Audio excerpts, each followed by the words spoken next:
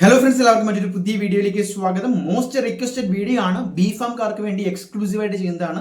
Second അലോട്ട്മെന്റുമായി ബന്ധപ്പെട്ട കൂടുതൽ വിവരങ്ങൾ ഒരൊറ്റ വീഡിയോയിൽ നിങ്ങളുടെ മുന്നിലേക്ക് എത്തിക്കുകയാണ്. സോ എല്ലാ ബിഫാം അഡ്മിഷന് വേണ്ടി കാത്തിരിക്കുന്ന വിദ്യാർത്ഥികൾക്കും ഷെയർ ചെയ്യുക.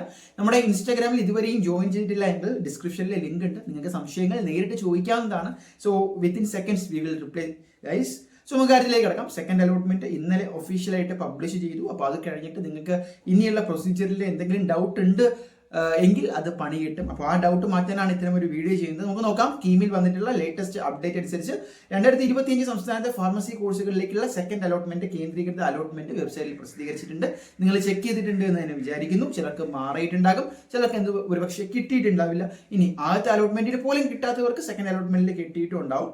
അപ്പോൾ അലോട്ട്മെന്റ് മെമ്മോ ഡേറ്റ ഷീറ്റ്, അതായത് അലോട്ട്മെന്റ് ലഭിച്ച വിദ്യാർത്ഥികൾ ഹോം പേജിൽ നിന്ന് അലോട്ട്മെന്റ് മെമ്മോയുടെ പ്രിന്റ് ഔട്ട് എടുക്കേണ്ടതാണ്. ഈ ഘട്ടത്തിൽ ലഭ്യമാകുന്ന അലോട്ട്മെന്റ് മെമ്മോ പിന്നീട് ലഭ്യമാകുന്നതല്ല. അപ്പോൾ ഗൈസ്, നിങ്ങൾ പലരും എടുത്തിട്ടുണ്ടാവും. ഇൻ കേസ് നിങ്ങൾ എടുത്തിട്ടില്ലെങ്കിൽ ഇപ്പോൾ തന്നെ അത് ഡൗൺലോഡ് ചെയ്യുക. സോ അലോട്ട്മെന്റ് മെമ്മോയുടെ പകർപ്പ് വിദ്യാർത്ഥികൾ സൂക്ഷിച്ചു വെക്കുക, കോപ്പി എടുത്ത് വെക്കുക. വിദ്യാർത്ഥികൾക്ക് ലഭിച്ച അവരുടെ ഹോം പേജിലെ ഡേറ്റ ഷീറ്റ് എന്ന മെനു ക്ലിക്ക് ചെയ്ത് അതും എന്ത് ചെയ്യണം, ഡൗൺലോഡ് ചെയ്യാവുന്നതാണ്. പ്രവേശനം നേടുന്ന സമയത്ത് ഈ data sheet allotment memo first allotment വഴി പ്രവേശനം നേടിയവർക്ക് അറിയാം ഇതിന്റെ രണ്ടിന്റെയും വളരെ ഇമ്പോർട്ടന്റ് എത്രയാണ് എന്ന്. ഇനി ഇതിനോടൊപ്പം പല ഡോക്യുമെന്റ്സും ഉണ്ട്. നമ്മൾ നേരത്തെ ഡിസ്കസ് ചെയ്ത പോലെ തന്നെയാണ് നിങ്ങളുടെ എലിജിബിലിറ്റി സർട്ടിഫിക്കറ്റ്, ഫിറ്റ്നസ് സർട്ടിഫിക്കറ്റ്, ഈ ഡേറ്റ ഷീറ്റ്, അലോട്ട്മെന്റ് മെമ്മോ, നിങ്ങളുടെ റിസർവേഷൻ പ്രൂഫുകൾ, SLC certificate, mark sheet, everything.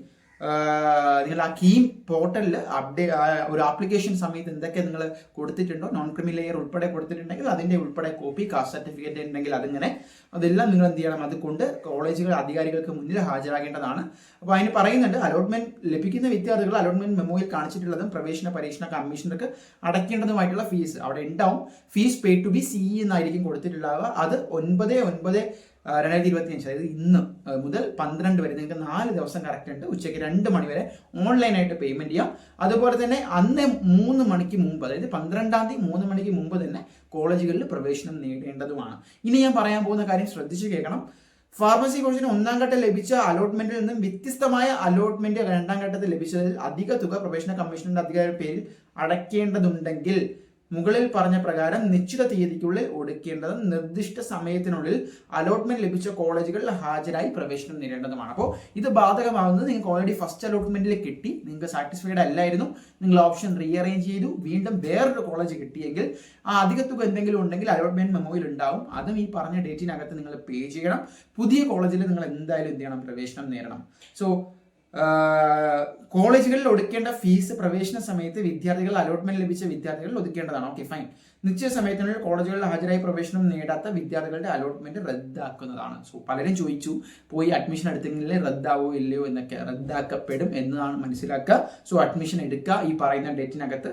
ഇനി എന്താണ്, നിരന്തരം സന്ദർശിക്കുക. കൂടുതൽ അറിയിപ്പുകൾ ഈ കീം കാൻഡിഡേറ്റ് പോർട്ടലിൽ തന്നെ വരും എന്നുകൂടി പറയുന്നുണ്ട്. സോ ഗൈസ്, ഫാർമസിക്കാരെല്ലാം ശ്രദ്ധിക്കുക. നിങ്ങൾ എന്ത് ചെയ്യുക, 12-ാം തീയതിക്ക് മുമ്പ് പോയി അഡ്മിഷൻ എടുക്കുക. കിട്ടാത്തവർ വെയിറ്റ് ചെയ്യുക. തേർഡ് അലോട്ട്മെന്റിനെ കുറിച്ച് ഒഫീഷ്യലായിട്ടൊന്നും വന്നിട്ടില്ല. മേ ബി വേക്കൻസികൾ ഉണ്ട് എങ്കിൽ ഒരു വേക്കൻസി ഫില്ലിംഗ് എന്ന രീതിയിൽ തേർഡ് അലോട്ട്മെന്റ് ഉണ്ടാകും.